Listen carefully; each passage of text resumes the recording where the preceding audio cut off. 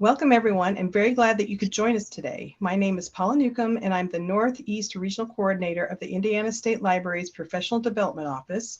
I will be the host and question moderator for today's webinar, Talking Book and Braille Library, Helping the Visual, Physical, and Reading Disabled Hoosier.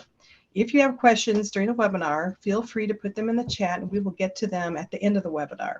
Today's presenter is Abby Chumin. She's the librarian at the Talking Book and Braille Library at the Indiana State Library. After this webinar has been transcribed, it will be available on the Indiana State Library's archived webinars page. If you're watching an archive recording of this presentation, information on how to obtain your LEU is in the video's description in YouTube. For weekly updates on upcoming trainings and to learn more about what's happening at libraries across the state, please subscribe to the Indiana State Library's e-newsletter, The Wednesday Word, and check out our continuing education website for other professional development opportunities. So let's get started. And I'll start with a reminder. I was going to say change your thing from host and panelists to everyone, but since the chat's not quite working today, make sure you put your questions and chat in the Q&A. So now I will hand the presentation over to Abby. Thank you, Paula. I am really happy to be here. So thank you to Paula for inviting me. Thank you to Lisa for setting it up. And also to thank you to all of you for coming and wanting to learn a little bit more. Like Paula said, I am Abby. I am the Talking Books and Braille Library librarian. I wear many hats. I do many different things. I work with the birth to adult basically, and we do the different programs. And today I'm just going to talk to you a little bit about who we are, what we do, and how we can help you guys specifically. So let me go on to my next slide. So this is just a little contact information. It will also be at the end, but we do have a toll-free number. We have a local number if that works better for people. And then we also have a shared email as well as my email at the end, which is at achumin@library.in.gov. So before I get into the agenda, we will save the questions to the end just because I get off track if I get a question asked of me, and then I go on tangents. So just to keep me back on track properly, we'll do some questions at the end, and I'm hoping that I'll leave 10 to 15 minutes at the end for those. So be prepared for that, and then we'll go on to the agenda. Because I am a little bit type A, I do like to know where we're going. So hopefully you appreciate that as well. But I am going to do like a quick overview of kind of what we do, our history, as well as some pictures, which is fun. Some of our services that we offer, which we offer a lot now. The programs that we have, the winter reading, the summer reading, all that stuff. The different account types, we have 2. And then how to apply, and then any actionable items that I can give you guys to take home with you, some ideas of what you can do. So number 1, what the heck is Talking Books? I know in the chat, some of you said you did kind of know about us. Some of your parents have used us, grandparents, which is fantastic. And then others are, like, I've heard of it, but I don't know what the heck it is, which is totally fine. My feelings are not hurt. We've been around for a long time, but we haven't done a lot of this outreach stuff to let people know what we are. And now we're doing that. So this is part of it. So first off, the Indiana Talking Book and Braille Library, or also known as TBBL, we provide free library service to all of the residents of Indiana. So any Hoosier who can't use standard print materials, and that can be due to a visual disability, a physical disability, or now a reading disability. And physical disability, we usually define that as if you can't hold a standard hardback book, if you can't turn the pages, if you're struggling to do any of that, that was kind of what goes under the physical disability. And this service, of course, includes, we have large print, we have Braille, and we also have books on tape. And we can provide these free of charge because we are under the umbrella corporation type thing called the National Library Service, which is in Washington, D.C. They provide us with machines, the cartridges that the books go on, and also the Braille. So, and once again, this is a free service. You never have to pay for anything. There are no fees, no fines, none of that. So I am going to go into a little bit of the history. We'll kind of gloss over some of it. There's a lot of text on these. So if anybody wants the slides, I'm more than happy to send you the slides. But the idea of the National Library Service, or NLS, it was developed in 1897 by the Librarian of Congress at the time. He created a Braille reading room that had about 500 items in Washington, D.C. And that had like books and music scores and pretty much anything that they had at the time. And then in 1905, the Indiana State Library, so us, we began mailing embossed books. They weren't technically Braille books yet, to the blind residents throughout the state. And we had about 300 volumes to be able to do that with. Here's a picture. I like to break up my slides with pictures because there's a lot of text. And this is the construction of the State Library in 1931. So you can see on the front, there are some teeny tiny little old cars, which is really fun. And of course, the skyline looks much different now, but this is what it was like in 31. Then our next picture, this is actually the interior of the main portion of the State Library. So if you came in through the Senate Street exit, which is actually currently closed because of some construction, this is what you would see. It has the beautiful card catalogs, the ceiling is beautiful, just all of it in general, just it looks so cool. I highly recommend coming to visit if you can. And if you can't, that's what these pictures are for. So let me continue a little bit more of our history. So 1905 is when we started to kind of have a few Braille things. In 1931, the current president, he was Herbert Hoover. He signed a wonderfully named act called the Pratt-Smoot Act. And that was establishing a library program across the entire country that would be for blind adults, and that's administered by the Library of Congress. We noticed a lot of people coming back from World War I. There was like a very big influx of blinded veterans that came back because of the new weaponry and all of that stuff. And they decided we need to do something about that. So they signed that act. And then in 1934, so 3 years later, since we already had that existing Braille program kind of, the State Library was selected to join the National Library Service as a regional library for the talking books. And that's what we are now. And then the National Library Service, they have expanded services to children. We did that in 52. We expanded to people with physical disabilities in 66. And we have moved from flexible discs to cassettes and now digital books and downloads now in 2013. All right, continuing with the next one. So these are the services we offer. It will feel like a lot. It feels like we have a lot, but once you get kind of used to the flow of things, it makes more sense. But the first and biggest service that we offer is that patrons can borrow Braille books, books on tape, large print, audio magazines, and also special playback equipment from our library. And we mail those directly to the patrons' homes for no cost via the postal service. And we also have Braille and audiobooks that are available to download from the BARD website or the BARD mobile app. And I will show you pictures of what that looks like as well. So here is a picture. This is actually my personal machine that I get to practice on there's plants, but next to the plants is the actual talking book machine. So that's what plays the audiobooks for our patrons. And then above that, in that green thing hanging there, that is what we call a cartridge. That is loaded with up to about 10-ish books. If they don't want 10, they can do less. But that's loaded with books and is sent in that blue plastic container underneath it to their homes. They take it out of the container. They plug the green or the white cartridge into the bottom of the machine, right underneath that blue or green play stop button, and hit the play button, and it will play the audiobooks for them. And then new, we are very excited about this. We're still kind of rolling it out, but all of our patrons that want them have them right now. New to us is the Braille e-reader. That is a picture of what our e-reader looks like. How it works is that somebody would download a book from BARD or attach a cartridge to it that has some Braille files on it. They download those files and then they can start reading that in Braille. So there are some white dots that you can see along that main interface. That's where the Braille would pop up. and then the patrons would run their fingers across it, and then it would auto refresh to the next line, so you can keep reading. Very cool. We're very excited. I wish I could read Braille, but unfortunately I can't.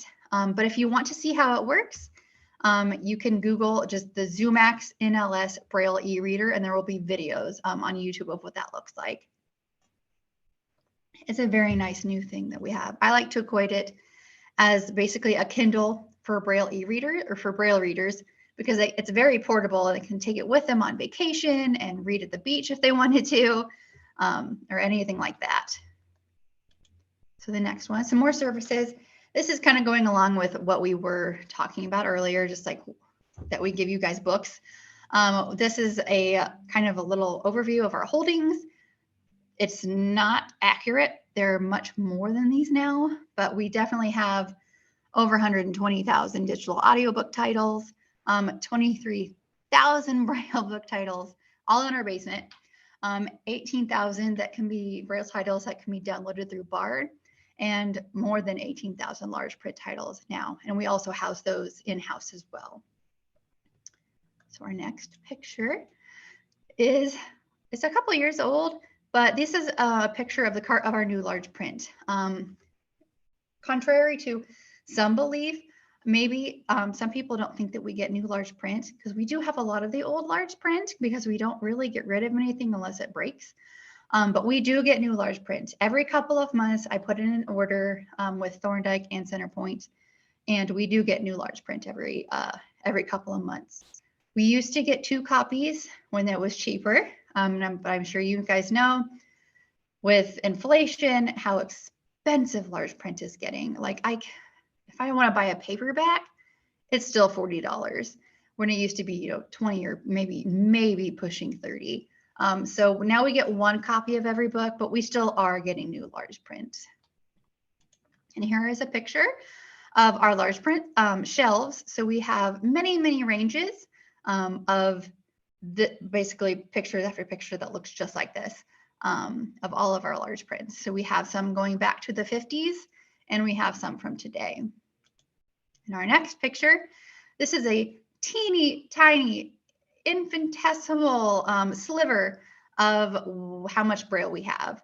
This is just one range out of like half of the basement that we have taken over and have all of our Braille in. So, and we also get new Braille in almost every day. So we are getting new titles as well as all of the old stuff that we have too. And we don't get rid of that either unless it's damaged or, falling apart, or if the Braille bumps, you can't feel them anymore. That's when we would discard. But other than that, we keep everything. All right, another one of the unsung heroes of the services that we offer is our Reader's Advisory Service. We have 2 fantastic workers upstairs, 2 wonderful ladies, Camden and Kylie, and they do the majority of the answering of phones, and they can answer basically anything. If you have any question, if you want to know, like, why is the sky blue, they'll look that up for you too. But also they do a lot with books. If you have a certain book, or if you think you have an idea of what you might like, a genre, an author, typically they can find it. I think last week, Kylie found a book with like an explanation that it was a preacher and he was a detective, and she found it, and it was exactly what they wanted, which is fantastic. So they're a really important resource to us, and they can do anything. They can, send you a new player if your old player has broken, which sometimes happens. Answer questions how to download from Bard. If you want to change your address, they can do all of those things. The next service, Bard. It is called the Braille and Audio Reading Download Service. We just call it Bard because it's easier, but there are several different ways that you can download books from Bard. It's similar to like a Libby or an Overdrive. You just have to be part of the Talking Book service to use Bard.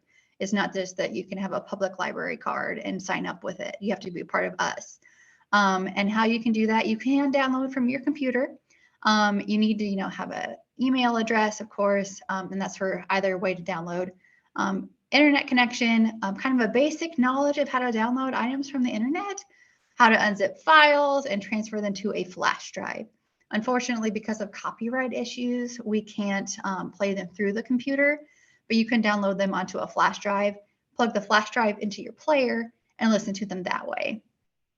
Or an easier way is to download the Bard mobile app on any Apple or Android device, and you can listen to Bard directly from your device. So you would download a book from that, just hit the play button, and it would play through your phone, iPhone, iPad. I can't think of anything else. I'm an iPad fan or iPhone family, so but also Androids as well, or any of those smart devices. Here's a picture or a screenshot of what the Bard online looks like. So you would type in nlsbard.loc.gov, and this would pop up. And this one, I am signed in already, so this is what it looks like once you sign in. You have the Bard main page. You can look at the most popular books. They have a list there, or you can search the collection, which is what most people do. So they'll look for, James Patterson books, find it, and then they would have to do all that stuff of downloading, unzipping, putting on a thing, putting on a flash drive, and plugging it in the player. Or the next picture, you could do something much easier. I think it's easier, and that's by using the app. So that is actually a screenshot from my phone. That is what Bard used to look like when you would pull it up. It just looks very much similar. And if you want to get a book, you would click on that bottom where it's highlighted in blue, that get books. And you could search Bard or go to the Bard website. It would search it for you. You could search for it. It'll find it for you. And then you just hit a big blue arrow that has a down arrow in it. And it's a big blue button, and it would say download. And then you would go back to your bookshelf, which is at that bottom in the left-hand corner. And that's where that book would show up. And then you can just hit the play button, and you're off and running with any book that you want, which is nice. And it also helps people kind of keep a sense of independence that still want to try to use this technology, even though they might have, a visual, physical, or a reading disability. It gives them a definite sense of independence, being able to do and look up things themselves rather than calling us and asking, which we appreciate. All right, the next service we offer is kind of a fun one. Magazines, unfortunately, seem to be always going out of print, but we do have a magazine on cartridge program. It's called our MOC program. It's a magazine subscription program run through NLS. So any active patron of ours can say, hey, do you guys have, People magazine? And we do. So that we would add that to their subscription list, and then they would receive a cartridge either like weekly, monthly, or as they're available, or when they're behind, whenever they can get them out. And then you can get your magazine subscriptions. And we have about 40 digital magazines that are offered. Unfortunately, there are some that are going out of print, and they can no longer get a hold of them to be able to actually read them and record them. So we might have closer to 35 at this point.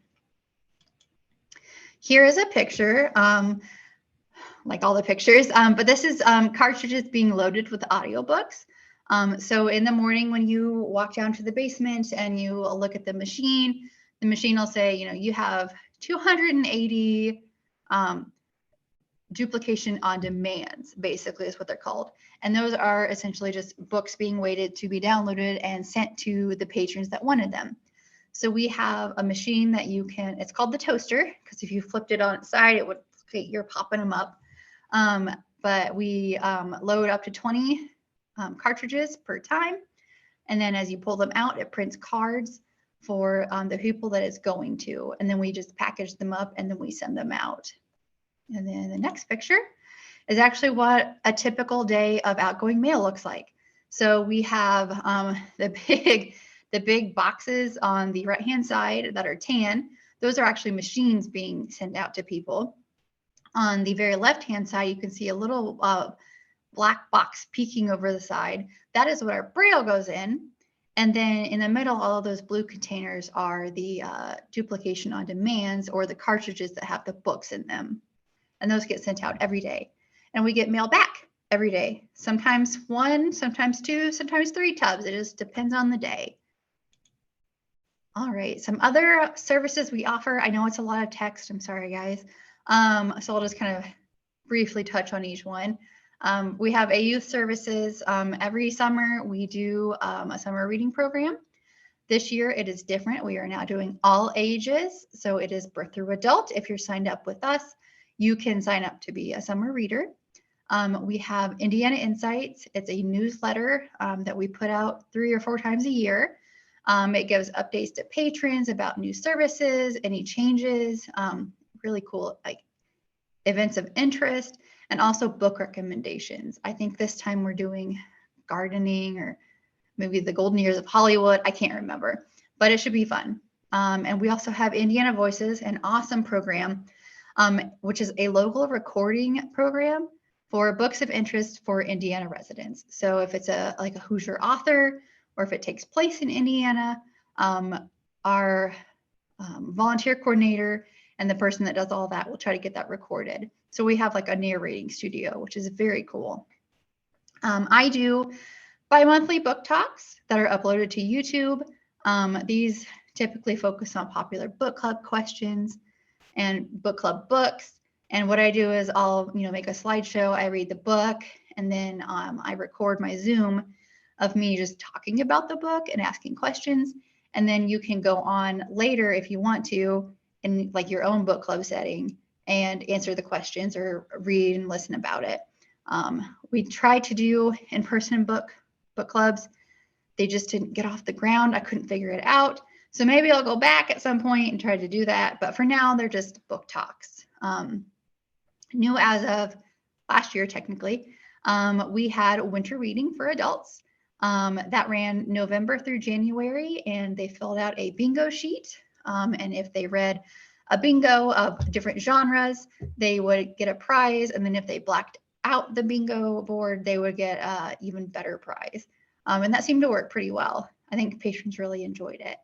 And also new of this year, we have what is called Community Read. We are going to work with Indiana Humanities, I want to say. They have selected a book. And we are going to do a book discussion sometime around in September. And that is for adults as well. All right, this picture is the graphic. We do CSLP, so that is their graphic that they did, The Adventure Begins at Your Library. And that is summer reading of 2024. It is now all ages. It used to be if you were under 18, you could do it. With the response from the winter reading and the adults, I decided to finally just open it up and see what we can get. It runs from June 3rd to August 2nd. So it's about 7-8 weeks. The only caveat that you have to be a part of the Talking Book program and to be able to do summer reading. I had a lot of people last year call or email and say like, hey, I'm this part of this library. Can I do it? And it's like, no, unfortunately, you have to be a part of the Talking Books and be signed up with us and, read our books. And this year, we have a little game board that has different activities that you can do and different reading challenges. So you would fill out that board. When you're done with it, send it back to me. And then at the end, you'll get prizes. And then throughout the entirety of summer reading, I'm going to do like weekly craft kits that have activities as well, some tactile trinkets, different stuff like that. And that is all through the mail. Again, you don't have to come in person because we do have people that are like from Evansville or Fort Wayne that can't make the trip for 2.5 hours to get to our place. So everything is done through the mail. I send everything out. Our next picture, this is from 2022 because it was a fun one and fun ocean themed toys. But these are some of the prizes that I sent out 2 years ago. We had, everybody got a t-shirt, we had cups. At the bottom there, that turtle is like a little popper thing those kids seem to like. I think it's like a fidget toy. And then the upper right hand corner or upper left hand corner is a fish that spits out a ball, which was really fun. And I also kind of got in trouble for launching that across our office. So super fun, super effective. The kids really seem to love them. And then here is a picture. This is how I send out the summer reading prizes. I use old Braille boxes that Braille has come in to us. Like I take the little ones and I will stuff them full of stuff and then address them to the patrons that sent me back the game board as it was. And then they got them in the mail and they got to play with their prizes, which was pretty cool. They seemed to enjoy it. My next picture, this is actually a picture of the outside of the Indiana Voices recording studio. As you can see, there are two large gray boxes, essentially, and those are our recording studios. So we have two, and then the editor, and I'm not sure what she's called. Her name is Janelle. She's the one that puts all of the audiobooks together. She sits in that middle section. And she monitors as the narrator reads, and then she goes back and edits the audio playback, and then she'll put it all together and package it into a book that can be uploaded to the National Library Service and then put out there for the entire country, which is very cool. So it's good for authors that maybe wouldn't have as big of a reach. They have a bigger reach with talking books because they're across they're statewide and nationwide. All right. This picture is some of the upcoming book talks that I'm going to be doing. I'm going to be doing one mid-March, Sankofa, I think that's how you say it, which looks like a really great book.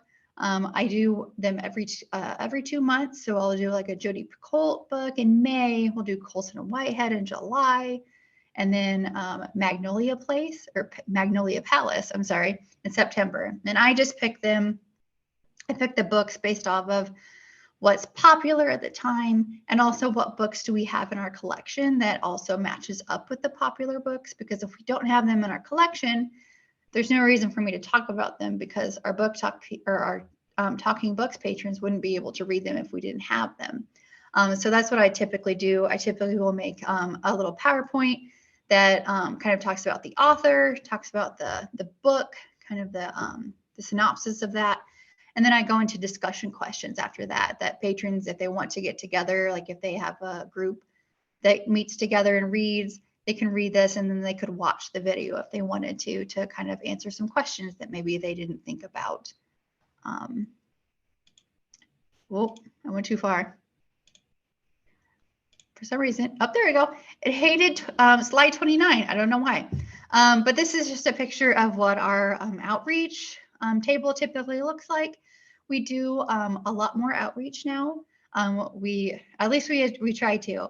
So we will go to events, we'll go to expos, conferences. I also will make trips to specific libraries if they ask for it. If they want to do like an in-service training, I am more than happy to come and give a talk. And it also can be used as an LEU. Because it's technically from the state library, so I can give out LEUs for the talks that I give. I've gone, I can't even remember where all I've gone, but I know I've gone to Jeffersonville a couple of times, and I've done an ILF little talk, and I've also done an individual talk for the people that work at Jeffersonville, which was really cool. All right. And now this one that my slide deck really wanted you guys to know about.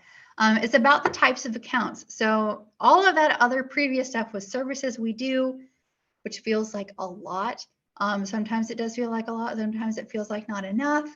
You know how that works with librarianship. You just never know. You always feel like you can do more, but sometimes it gets to be a lot.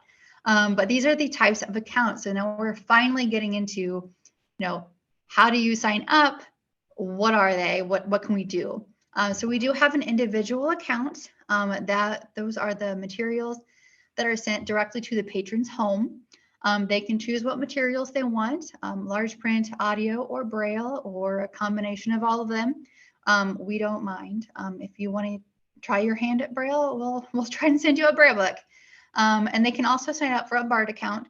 So that is something that an individual would sign up themselves for. And then we do have, which might be of more interest to you guys since you are librarians, but an institutional account. So assuming that we're all librarians here, I am going to just talk about what an institutional accountant can do for libraries. We also have different nursing homes and institutions like that sign up as well. But as far as libraries, we typically do one of a couple of things. But these materials, when they ask, let's say if they're a library that they want a rotating Braille or a rotating large print collection, which is what we primarily do, we could send up to like 50 large print books or a couple of Braille books directly to your institution. So you would get those that way through the post office. The institution would just have to decide on what material they want. If they want to have a player as an example to show people, they can do that. Or if they know they have people that want to listen to books in the library, you could keep that in-house. We also do, like I said, large print. We do large deposit collections. And then we have a Braille that we can also send if people want Braille collections. And of course, those materials are to be used within the institution and not taken home to a patron's individual home in case they might get lost. Once again, there are no fees, but we like to keep a hold of our stuff if we can. The materials can be used by multiple people within the institution.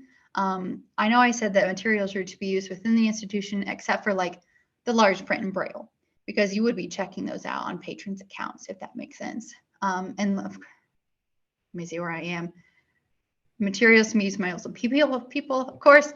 Libraries can sign up and receive large print books. We usually do up to 50 at a time. They can also sign up. I know that some do like the Braille as well. I have a couple of libraries that do rotating Braille because they do have a blind patron that would like some Braille, and he sits in the library and he reads, which I think is great. So those are the two accounts. I feel like I talked to you a little bit about that. Sorry. So how we can serve you. So what can we do to help you use our service? So you can, of course, fill out an application. We have hard copies that we can send you. We also have them online. Depending on if you do individual or institution, either way, you have to choose what kind of services you would like to use, whether that be large print, audio, BARD, or magazines, or any of that stuff. You can enter any preferences you could have. So any authors or subject preferences that you like. And that goes for like any of the mediums that we have. And that could be, you say you want romance and James Patterson. We'll make sure to send you those two subjects. And then of course, for the individual application, there is on the second page what is called the certifying authority. And they have to sign the second page. That can be a librarian like you guys. That can be a doctor, a nurse, a home health care aide, a physical therapist, just somebody that's not family or a friend that can say, yes, this person needs this service. Go ahead and sign them up. And that's all we need. Once we process your application, a reader's advisor will typically give you a call, and they can answer any questions you might have and make sure that everything gets sent out same day. And then after that, you start getting your talking books in the mail. We always say, you know, the service is only as good as your mail service. We consistently do send things out. Sometimes the mail does lose things. Sometimes the mail is just slower, especially around like the holiday months. And that, you know, that just happens. And that's just something that we all have to deal with. But we do send them through the mail, and they are typically fairly reliable. All right. Our next is just a little picture of, this is online. This is what the individual application looks like. And of course, at the top it says individuals on it, so you know it's for individuals. And then of course it asks for an individual's like information. So that's how you know it's an individual application. The next picture is an institutional application. And how you know is it's red on top. It might be blue now, but it does say institutions. And then it says like name of institution instead of a person's name. And then you would fill that out. And then at the bottom, I know it says talking book readers or Braille readers. If you just want the large print collection, you can just write like, I would like large print somewhere on that page. And then we would know what to send you guys. And then, of course, you can always write preferences that you have on that page as well. The institutional application, I don't think it's been updated in a while, and it kind of needs to be, since we do have a lot of patrons or a lot of institutions that use our large print, and there's no place to write actual, like, check off a large print box, unfortunately. So that's something to look into. I'll write that down. Our next picture, this is just how to get to the links. Links for both applications are under the Getting Started quote, heading on the Talking Book homepage. So our homepage is the that https://www.in.gov/library/tbbl. Or you can just Google Talking Book and Braille Library for Indiana, and we should pop up there as well. But under that highlighted, under the Getting Started header, is the applications for free library service. So that's what you would click on. You would either choose, the individual or the institutional. You could fill it out. You could email it to us. You could fax it to us, print it out and snail mail it. Whatever is easiest for the individual person or the institution, we'll take it however we can get it. So either way, we're not picky, which is nice. And then our next is kind of the actionable items. What you can do, so the option one is you can sign up for an institutional account. If you know your library, large print is getting more and more expensive. It might be hard for a public library that has a small budget to buy, or just in general, you don't have to have a small budget to use us. If you want to use the large print, the Braille, even the audio, sign up for an institutional account. We'll send you some, and we'll have a chat about how many books do you want, what kind of books. I have several libraries that they'll say, hey, I'm sending back the 50 books. Can I get 25 romance? Can I get 25 thrillers? And I'll go in and I'll look for those, and then I'll assign them, and then we'll send them out. Others, I have people that they're just good with a couple of preferences, or they only want a few authors, and they're like, send me 75 James Pattersons. We probably have 75 James Pattersons, so we could do that. So that's the first option if your library is interested. And then the second option is just keep us in mind when you hear of a patron that might need our services. I know a lot of homebound people might need our services, and also people that come into your physical libraries. Maybe they could use some large print. Maybe they do better when they listen to the books. Maybe their eyesight's just not quite what it used to be. You can definitely encourage them to have them sign up. You can even help them fill out the paperwork. It's fairly easy. And you can also sign that second page as a certifying authority, because you're the one that saw that they needed the service, saw the need, and you can make the signature to say yes, they do need that. So yeah, just keep us in mind. I know I threw a lot at you guys today. It feels like a lot. Once you get used to it, especially if you sign up like as an institutional account, or even like if you know a patron that has signed up, it makes more sense once you see it done for the first time, in my experience anyways. But like I said, it's a lot of information, but at the very end, like I said, I would put up my contact information again. We have a toll-free line, and that's 800-622-4970. And anybody across the nation can call that number.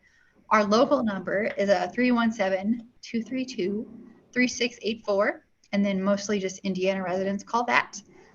We do have a shared inbox email that typically people send like applications to. And that's the tbbl@library.in.gov. And then if you have any other questions or just want to contact me directly and have comments or questions, anything, I'm always open to those. And that email is Chumin@library.in.gov. And then if anybody has any questions, Okay, Paula, yeah, it's up we to did. you. We did, and I also put in the LEU request form for those watching right now on the live version. I also put our emails in as well. And excuse me, I did have a comment earlier that I didn't realize this. Allen County said that they host a talking book repair program and they repair the machines. Yes, they do. We send our machines to up to Fort Wayne. We are so grateful for your guys' service and the volunteers that fix our machines for us. Yeah, that's awesome. You do a great job. So I got about 4 questions I was able to keep up with, and I apologize if I missed anybody, but someone had a question about the new Braille e-readers. Can they be distributed to patrons? They are distributed to patrons. Do you mean like through the libraries or through us? Don't know. Because we got the Braille e-readers. Oh, geez, I don't know how long ago. It took us a while. We are finally sending them out to our talking book patrons. So if like a library wanted to have one on hand to like demonstrate, we might be able to do that depending on how many libraries would ask us. We only got 100 machines, and I think 50 are about out right now. But we do send them to our own patrons. So if you're signed up with us and you want a Braille e-reader, you can get one. Okay. And another question that was similar to that, can people use both the audio and the Braille one? Absolutely. Yeah. So we do have a lot of people that they want to do both. So let's say they like to listen to one book and they want to try. I mean, it helps if you know how to read Braille with the Braille e-reader because things do pop up and say like different menu items. But yes, yeah, absolutely. We have patrons that do like a combination of large print and audio, or also do a combination of the audio and the Braille as well. Okay. And summer reading.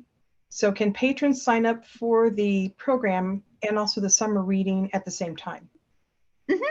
Yeah, here pretty soon I will be uploading the new and improved, because now we're doing all ages, whatever we call that thing, an summer reading application. So it's just a 1-page sheet of like, what's your name, what's a good email for you, that's like current, in case like an old person, or not an old person, I'm sorry, in case a patron that's been with us for a while now has an email, they can give me the email on that new form. But yeah, they can sign up at the same time if they would like to, or they can even write on their application, I'm interested in summer reading, please sign me up, and I'll make sure to get them entered in. Okay. I got 2 more at least. Do the large print books acquired by a library circulate, or are they only in-house use? That's a good question. Yeah. So the large print deposit collections. So each, so let's use an example. So let's say Culver Library signed up and wants large print. And let's say they say, please give me 50 large print. And I say, okay, what 50 would you like? And I assign them 50 books. We send them out through the mail. They get them and they have 50 books in front of them. And they go, oh, now what do I do? So they can circulate to your patrons. We are an evergreen library, so we do have evergreen barcodes. So if you are also an evergreen library, you will have to find an alternative way to check them out to your patrons, and whether that's keeping an Excel sheet of like names and book and when they would be due, however that certain library wants to do it, or like let's say Culver Library wasn't an evergreen library, then they could probably, I assume, use the barcode and do like a weird special checkout to put those books on the patrons. As long as the library knows who has the book and where that book is, and as long as we get it back in the end, they can circulate. Yeah, they circulate. You can keep them, I think circulation lasts for about 3 months. So you can have the 50 books for 3 months at a time, return those 50 and then get 50 more. And then you can also circulate those out throughout your library, and they can go home with patrons. They don't have to stay in-house at all. Does that make sense? Yeah, so I think that answered. Also, Carol had a question. How long can a library keep large print books borrowed from the state library? Yeah, so yeah, we do 3 months is fairly typical. Honestly, we're just happy that libraries want our large print because we have so much of it. So the more that is out means the less that is on our shelves that we have to try to squeeze in. So 3 months is typically normal. If you need to keep them longer, you could just shoot me an email and say, hey, can I have these longer? I'll renew them. You can get a one renewal, I think, up to 3 months again. So 6 months for the longest that you can have them. And then, like I said, there are no fees. So let's say a patron loses a book. It happens. We're used to it, and that's fine. We would work it out with you guys. We wouldn't charge the patron, and I'm fairly certain we don't really charge you guys either. I don't think there's any fees involved at all with that. Great. We've got lots of people saying great service and thank yous and more questions. I think I caught up with all the questions that were in the chat. Mm-hmm. Oh, I have another one. Do you have multiple copies of large print titles? Yes. So up until June, I think, of 2023, I was getting 2 copies of every book that I ordered. I'm not ordering every single book out of the Thorndike and Centerpoint catalogs because that's a lot of money. But of the ones that I do, I typically got 2. Now I am getting 1 because they are so expensive. So it does kind of allow me to get more in general, like from Thorndike, I can order a couple of more books. But yeah, now it's just 1, but it used to be 2. So we've had from 1950 until like 2023, we have 2 copies of every book. So someone asked, can you take less than 50 if you can't accommodate 50? Oh, absolutely. Yeah. 50 is typically just kind of the standard. I have some people that get 20. I have some people, I think, that libraries that maybe get 10. And I actually have one library that just requests certain books that a patron wants that's homebound that they couldn't get otherwise, that they didn't have. I think they were some Denise Hunter books, and I was just sending like 4 Denise Hunter books to one library, and then they would deliver those to the homebound patron. This is my question. How many people do you have on staff to do all this? You guys are extremely busy. Yeah. So yeah, we keep really busy. So we have one supervisor. Her name is Judy. We have me. That is the librarian. So like I said, I just wear a lot of hats. We have 2 readers advisors, which is Camden and Kylie.